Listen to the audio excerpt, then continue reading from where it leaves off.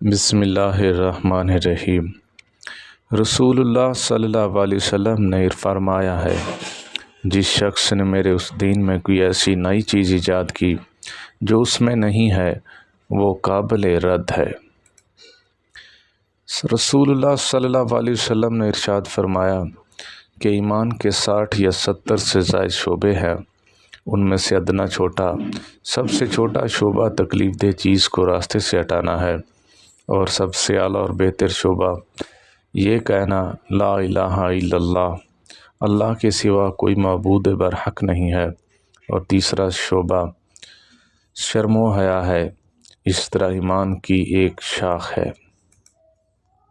رسول اللہ صلی اللہ علیہ وسلم نے فرمایا، جس شخص کے دل میں رائی کے دانے کے برابر تکبر یا گھمنڈ ہوگا وہ جنت میں داخل نہیں ہوگا، اور جس شخص کے دل میں رائی کے دانے کے برابر ایمان ہوگا وہ جہنم میں داخل نہیں ہوگا۔ رسول اللہ صلی اللہ علیہ وسلم نے فرمایا، کوئی شخص مومن نہیں ہو سکتا جب تک وہ اپنے بھائی یا پڑوسی کے لیے وہی چیز پسند نہ کرے جو اپنے لیے پسند فرماتا ہے۔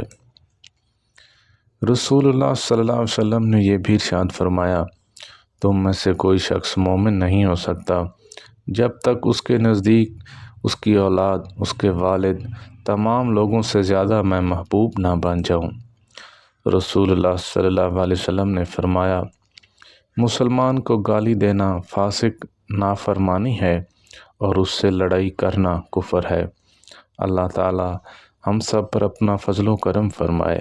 وآخر دعوانا ان الحمد للہ رب العالمین۔